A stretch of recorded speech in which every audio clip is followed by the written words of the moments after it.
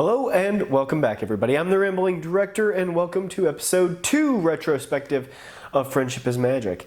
And I just gotta say, starting off, something that really hit me more today than it did the other day when I made episode 1, is just how pastel this show was when it first started.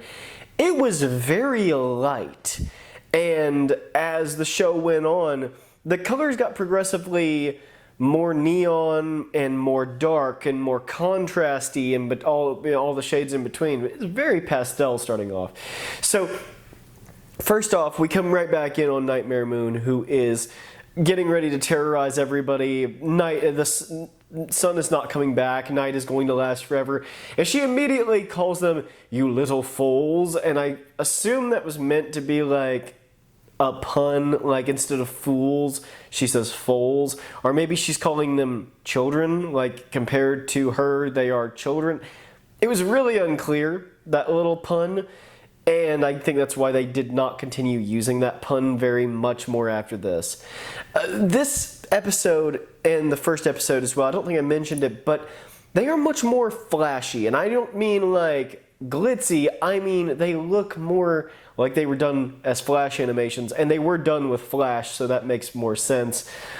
However, going forward, the show increasingly got better in terms of the fluid quality of the animation, and after a while you really could not tell that it was Flash animation, but there's a lot of flashy looking stuff, especially in this episode, far more so than in the first episode. Jason Thiessen, the director for the first several seasons, he actually said at a convention I was at, I heard him in a panel say that he was frequently trying to push the envelope of what they could do with Flash animation, this just being 2010. And you can tell the character designs helped a lot with that. Things like, for instance, Johnny Test, which was also made with Flash, uses a lot of squares, and it makes it look cheaper than it actually is. The ponies are all very curvy, round shapes. Even their hair, for the most part, is very round, curvy shapes, and that helps to hide some of the limitations. But to be fair, the character movement was never bad, even in these early episodes, but it does get better going forward. I can hardly be the first one to point this out, but it is really funny when Rainbow Dash is in Twilight's face, accusing her of being a spy when she's meant to be the element of loyalty. That is kind of funny. And overall, the humor in this episode it overall gets better. Pinkie Pie is much funnier in this episode than she is the first episode. First episode, I really expected when I first saw it way back in 2012, I really thought, this character's going to be annoying. But she did grow on me, and I think the second episode proves she can be quite funny. Even her song, she has a song in this, and the songs the first few times were meant to be kind of like mocking kids' show songs. Over time, though, they moved towards more serious, actually good songs. And the music is really great in this show, but the music is not great in the first few episodes, and that's because it wasn't really meant to be. It was meant to be kind of making fun of things like Lazy Town and how forced the songs were. In fact, in this episode, when Pinkie starts singing, Twilight's like, "Oh my gosh, she's not doing this, is she?" And Rarity's like, yeah, she is. And that kind of sets the tone for Pinkie. But there's also some funny things like Rainbow Dash recapping how she saved Twilight after the commercial break, and Twilight being like, "Yeah, I know, I was there, Rainbow." Or Applejack, after Twilight gives this great speech on friendship, well, great speech, it's a long speech on friendship and how important it is, and AJ's like, "Well, you know, Twilight, I thought you were just spouting a lot of hooey, but I guess you were right." And that's pretty funny. There is a lot of, like, the hero's journey tasks in this episode. It reminds me a lot of the tasks in the Sorcerer's Stone. How they were they're kind of forced to accentuate the hero's strengths. So, like, there's no reason to have a giant chest set protecting the Sorcerer's Stone.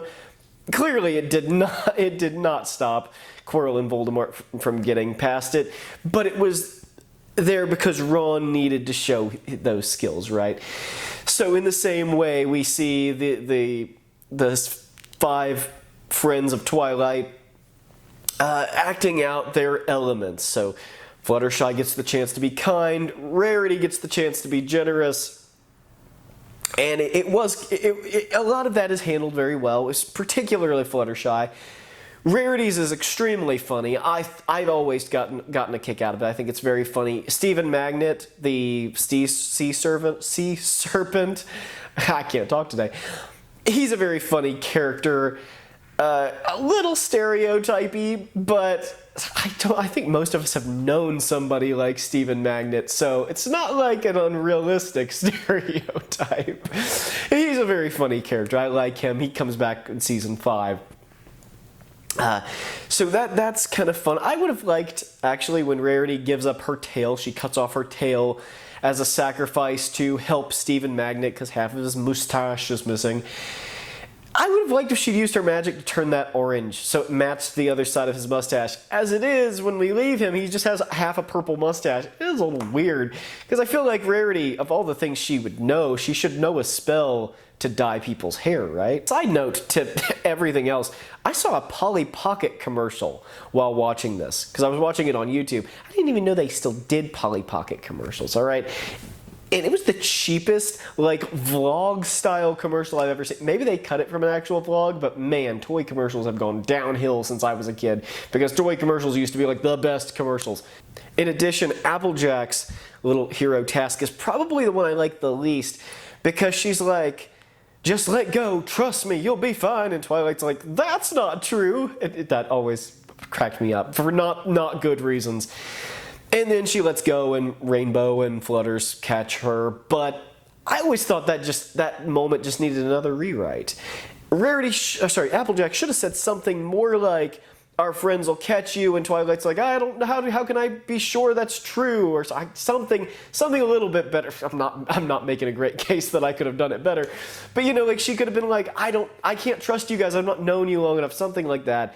Then Applejack could be like, "Listen, I wouldn't tell you if it wasn't the honest truth. They will catch you." Something, again, I'm not making a great case that I could have done it better, but I just feel like there could have been something better done with that than what they did.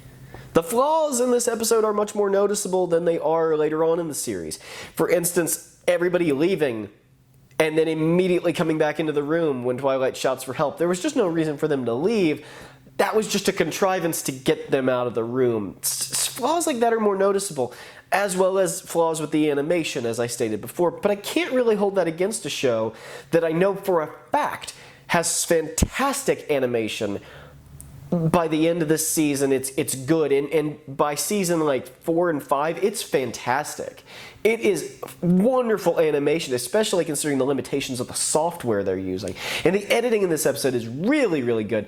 You can tell in this episode where Jason Thiessen, as we talked about, was trying to push the envelope with things like these pans across Twilight, that kind of connect and kind of wipe transition into flashbacks, and then how we start on close-ups of the characters and then zoom out and the backgrounds change and now we're back to the present. Those are really cool little touches that it probably would have been difficult to have done, and yet they pulled them off with surprisingly nice flowing energy. I really liked that.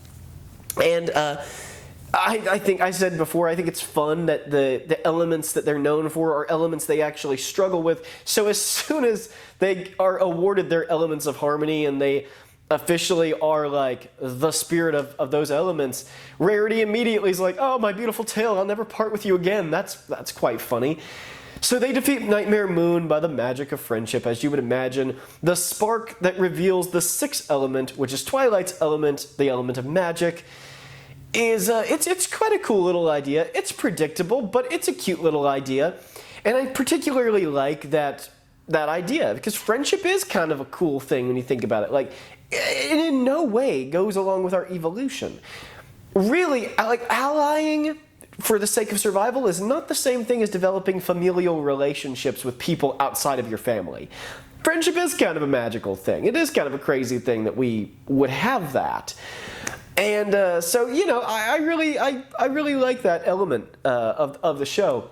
And of course, Princess Luna returns. Nightmare Moon is shattered and she becomes Princess Luna again. Princess Celestia shows up and is like, we should rule together, baby sister. That's what we were supposed to do. And Luna, of course, accepts that friendship back. It's very quick, but in a lot of the villains in this show, when they turn, not all of them do, thankfully, but when the ones that do turn back to being good guys, it's one of those things that's wrapped up way too quickly. It is a problem with the show continuing forward, although it does get better after, let's say, season 6 onward. That does get better, but season 6 itself also has quite a turn with the character. At the end, Twilight is talking to Celestia and she's like, but you told me all this was an old pony's tale, not to worry about it. And Celestia's like, I told you to make friends, nothing more. And it's always bothered me because Twilight's completely right. Celestia did say more than that. She did say that it was all a bunch of hooey, as to quote Applejack. But anyway, so as you might expect, Twilight is encouraged to stay in Ponyville and continue to learn about the magic of friendship. And she's going to send a report to Princess Celestia at the end of every episode going forward, telling what she's learned about friendship this week. It's a classic setup for a children's show, and they actually stick with that idea for a good long time before dropping it during a later development in the story, but I won't spoil that for now. As a pilot, these first 2 episodes, I really love them. I've always thought they worked very well. They are more little kitty than a lot of the rest of the show is later, but I don't really hold that against the show because they couldn't have imagined what it was going to become. And functionally, for what it is, I think it works very well at establishing this sort of hero's journey development that Twilight is going to get going forward, especially with the plans that Lauren Faust had for Twilight, which eventually would come to fruition, but much later than Lauren Faust would have imagined. So, that's it for the first 2 episodes of the series. Thank you for joining me on this retrospective of these first 2 episodes. Next couple days I'll be getting out the rest of Season 1 of Molly McGee, and I'll be releasing some more film reviews, some more analysis material, so stay tuned for that. Thanks everybody for watching, and I will see you in the next one.